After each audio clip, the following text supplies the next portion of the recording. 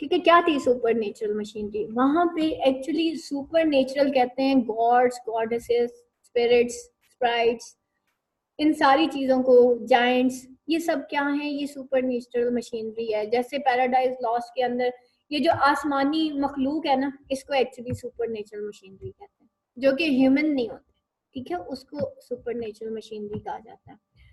अच्छा जी, यहाँ पे देखें कि गॉड, और वैसे आपके जहन में आ रहा होगा सुपर नेचुरल मशीनरी होगी कोई स्पेशल किस्म की, कोई मशीनरी होगी जो साइंस ने ईजाद की होगी। तो that is basically the role of machinery और super natural machinery and rape of the lock. अच्छा जी, रोल ऑफ मशीनरी देख लेते हैं क्या है। Do you think that the addition of super natural machinery has enhanced the poetic value of the rape of the lock? क्या आपको लगता है actually that is just like that the role of machinery, importance of super natural machinery, या rape of the lock में Pope ने super natural machinery क्यों use की थी? डिस्कस इन डिटेल, इसको डिटेल में डिस्कस करें। Write short note on the following. Rosicrucian theory of spirits, ये BZU का क्वेश्चन है, ये आपके उसमें नहीं है, इसको जो है खत्म कर दीजिएगा। The use of supernatural machinery by Alexander Pope in the rape of the lock has succeeded in have succeeded in creating intensity in the art of satire. ये जो यूज ऑफ सुपरनेचुरल मशीनरी है जो कि Alexander Pope ने rape of the lock में use की है, वो सक्सीड हुआ है creating intensity in the art of satire. Art of satire के अंदर उसने एक इंटेंसिटी जो है वो क्रिएट कर दी है। Do you agree or not? Give examples in support to your contentment. यहाँ पे देखिएगा, machinery, Pope says in the rape of the lock is a term invented by the critics to signify that part which the deities, ठीक है, deities कहते हैं gods and goddesses को जिनकी पूजा की जाती है, एंजल्स और डेमन्स, डेमन्स जिन्हें भूतों को कहा जाता है, are made to act in a poem. Its function is to highlight the effect and impact of an event. और इसका फंक्शन क्या होता है कि एक फंक्शन को हाईलाइट किया जाता है। Its function is to highlight the effect, कि आप स्टोरी के इफेक्ट और इम्पैक्ट ऑफ एन इवेंट को, उसके अंदर कोई इवेंट हुआ होता है उसको हाईलाइट करने के लिए इस्तेमाल होती है। It belongs properly to tragedy. However, all epic poets since Homer had made gods and goddesses intervening human affair. So the use of machinery is a traditional and distinctive feature of epic poetry. इस वजह से use of machinery जो है वो एक traditional और distinctive feature है of epic poetry. Bob has made use of aerial machinery in Rape of the Log. In the first version of Rape of the Log, there was no use of such aerial machinery. First version of the rape of the lock में no use of aerial machinery था। मतलब हमने first part में देखा, first version में, sorry, जो इसने पहली शुरू में रेप ऑफ द लॉक जब लिखी थी ना, उसमें इसने role of supernatural natural machinery को इसने डिस्क्राइब किया ही नहीं था। ये तो लेटर बाद का पार्ट था जिसमें इसने सुपरनेचुरल मशीनरी को इंट्रोड्यूस करवाया था। And it was made up only 2 Cantos, और सिर्फ 2 कैंटोस पे बनी हुई थी, containing the main incidents of the game of cards, cutting of the lock, and ensuing battle therewith. But in the revised version, it was ended up with many things, and one of them was aerial machinery, Hawai Makhluk. There were many purposes of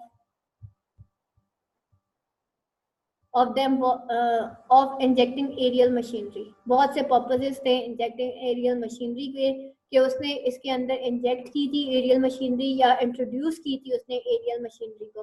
the apparent one was to expand it into a mock epic poem, और जो apparent one थी वो क्या थी कि आप इसको expand किया गया था into mock epic poem. But Pop also introduced it to achieve the objective of humor and satire. लेकिन Pop ने introduce किया था objective of humor और satire को। Pop felt the need to introduce the machinery in his The Rape of the Lock after having read a book named Lee Comte de Gabalis, containing an account of Rosicrucian doctrine of spirit. ठीक है, उसने एक किताब थी जो कि जिसका नाम था ली कॉम्टी डी गैवलिस, जिसके अंदर रोजिक्रूशियन डॉक्ट्राइन ऑफ स्पिरिट जो है लिखी गई थी, बताई हुई थी। This book describe 4 orders of spirit. इसके ये एक्चुअली ये जो रोजिक्रूशियन डॉक्ट्राइन है या थ्योरी है ऑफ स्पिरिट्स, इसमें एक्चुअली ये 4 ऑर्डर्स ऑफ स्पिरिट्स जो हैं वो बताए गए थे। The self, the spirit of air, ठीक है, सेल्फ जो कि स्पिरिट ऑफ एयर थे, नॉन्स द स्पिरिट ऑफ अर्थ से, NIMS the spirit of water, and salamander the spirit of fire. However, Pop make use of self and norms only. In fact, he fuses the Rosicrucian belief with many popular English superstitions regarding fairies. और in fact उसने ये जो Rosicrucian belief था उसको बहुत से English superstitions regarding fairies, elves, etc. के साथ merge कर दिया था, as well as with the Platonic conception that the soul never dies। और उसने जो है इसको प्लेटोनिक कॉन्सेप्शन के साथ इसको मर्ज कर दिया था, जिसमें ये कहा जाता था कि सोल नेवर डाइज, कि सोल ये जो इंसान की रूह है वो कभी नहीं मरती, but lives in a change form as spirits, बल्कि वो जो है एक चेंज फॉर्म में जिंदा रहती है as spirits. Think not when women's transient breath is fled. और वो कहता है कि मत सोचो कि वीमेन का आखिरी सांस के साथ ही उसका वो उसकी जिंदगी खत्म हो जाती है। That all her vanities at once are dead, उसकी तमाम वैनिटीज जो हैं एकदम से खत्म हो जाती हैं। सक्सीडिंग वैनिटीज शैल स्टिल रिगार्ड, लेकिन उसकी जो सक्सीडिंग वैनिटीज होती हैं वो रिगार्ड वो फिर भी बाकी रहती हैं। एंड दो शी प्लेस नो मोर, बेशक वो ज्यादा नहीं खेल सकती, ओवरलुक्स द कार्ड, वो ओवरलुक तो कर सकती है ना उसके स्पिरिट्स कार्ड्स को। It means when Belinda, like beautiful women die, they turn into different kinds of spirits and return to their original element of which they are composed. For example, salamanders, women of unruly and fierce nature, go to the elements of fire. Nymphs, women of gentle and submissive nature, pass into water. Gnomes, women of mischievous nature, remain on earth and even after death are in search of some mischief. Self women who are flirt and coquette go into the air। और जो self women होती हैं जो कि flirt होती हैं वो और कोकेट होती हैं वो एयर में जाती हैं। In the rape of the lock, the aerial machinery is the product of both fancy and realism, a fusion of the two. Although most of the description is fanciful, yet the conceptual origin is realistic. For example, the poem indicates that since Belinda was careless and considered others as inferior, she had to be guarded by some supernatural power. Secondly, Belinda was so weak that she could not protect her beauty and chastity herself. Therefore, Ariel was made to guard Belinda. Sorry. The introduction of machinery of self and the norms also heightened the more heroic effect of the poem. अब ये जो introduction होता है machinery of self और जो norms है वो heighten करता है more heroic effect of the poem. अब ये इनका फंक्शन है जो डिफरेंट बेसिस पे आपको बताया जा रहा है कि इसका सुपर नेचुरल मशीनरी था। In fact, the mocking effect would not have been achieved if there would have no machinery used in the poem. Although ये जो मॉकिंग इफेक्ट है वो अचीव ना होता अगर इधर कोई मशीनरी पोएम के अंदर यूज ना होती। However, as against the gods and goddesses of Homer in the Rape of the Lock, we witness a delightful downscaling of the aerial machinery. और however, against the gods and goddesses of Homer, Rape of the Lock, हम witness करते हैं delightful down scaling of the aerial machinery, क्योंकि ये mock epic थी। Homer ने अपनी light के अंदर गॉड्स एंड गॉडेसेस को यूज किया था, लेकिन यहाँ पे उसने एरियल जो कि बहुत ही delight down scaling of aerial जो है वो उसने यूज किया था। Here we have the self as diminutive creature, और यहाँ पे हमें सेल्फ देखे जो कि डायमिनेटिव क्रिएचर्स थे, वीक थे और टाइनी थे, जबकि गॉड्स एंड गॉडेसेस बहुत स्ट्रॉन्ग होते हैं। और यहाँ पे मॉक इफेक्ट डालने के लिए उसने गॉड्स एंड गॉडेसेस के अगेंस्ट जो है वो वीक और टाइनी क्रिएशन जो है वो इंट्रोड्यूस की। एंड हु हैव इंसेक्टिव विंग्स, जिनके छोटे छोटे जो है इंसेक्टिव विंग्स थे, जैसे छोटे छोटे इंसेक्ट्स के विंग्स होते हैं, पतंगों के विंग्स होते हैं, ठीक है, जैसे छोटे छोटे मच्छरों के विंग्स होते हैं। But their diminution is in keeping with requirements of the mock epic, लेकिन उनकी डायमिन्यूशन यानी कि उनका जो छोटा पान था वो उनकी मतलब रिक्वायरमेंट ऑफ मोक एपिक के तहत यूज किया गया था। Because we know that in true epic the machines of the supernatural elements are always large, क्योंकि मोक एपिक के अंदर सॉरी ट्रू एपिक में मशीन्स और सुपरनेचुरल एलिमेंट्स जो होते हैं वो हमेशा लार्ज होते हैं, पावरफुल होते हैं और मच इफेक्टिव होते हैं। So by the use of aerial machinery, Pop not only enlarged the scope of poem but also made it interesting and absorbing. इस वजह से by the use of aerial machinery Pope जो है वो ना सिर्फ एनलार्ज कर देता है स्कोप ऑफ पोएम को, बट उसको इंटरेस्टिंग भी बना देता है और एब्जॉर्बिंग भी बना देता है। Aerial machinery imported an opportunity to give a free play to his imagination. That is why his power of description is right at the top of the passage dealing with the self. Loose to wind their airy garments, और इस वजह से वो जो है power of description जो है is right at the top in the passage, इस पैसेज के अंदर राइट एट द टॉप है डीलिंग विद द सेल्फ, जिसमें वो कहता है कि loose to wind their airy garments, कि वो जो है बिल्कुल अपने एरी गारमेंट्स में कैसे हैं लूज टू वाइंड, उनके एरी गारमेंट्स बिल्कुल खुले डुले से हैं। थिन ग्लिटरिंग टेक्सचर ऑफ फिल्मी ड्यू, और उनका थिन ग्लिटरिंग टेक्सचर है और फिल्मी ड्यू। ठीक है, फिल्मी ड्यू यानी कि एक बारिश का जो कतरा होता है उससे जितने कलर्स जनरेट होते हैं, इनका भी उसी तरह का एक ग्लिटरिंग टेक्सचर है। Dipped in richest tincture of the skies. ठीक है, फिल्मी ड्यू क्या होता है? बारिश का एक कतरा होता है जिसके अंदर रिचेस्ट टेक्सचर होते हैं जो कि डिप्ड होते हैं। डिपिट लिखा हुआ ना यहाँ पे, डिप्ड है रिचेस्ट टेक्सचर में, यानी कि वो जो रेनबो के कलर्स होते हैं ना ऑफ द स्काई, वो उसके उस फ्लिम्सी ड्यू की तरह उनका ग्लिटरिंग टेक्सचर है। Where light disports in ever mingling dyes, जिसमें लाइट जब उस फिल्मी ड्यू के थ्रू डिस्पॉट होती है तो वो एवर मिंगलिंग डाइज में यानी कि रेनबो कलर्स में वो कन्वर्ट हो जाती है।